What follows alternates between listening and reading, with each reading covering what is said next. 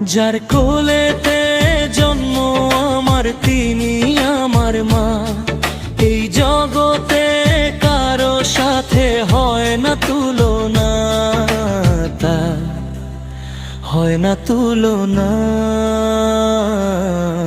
তার হয় না তুলনা।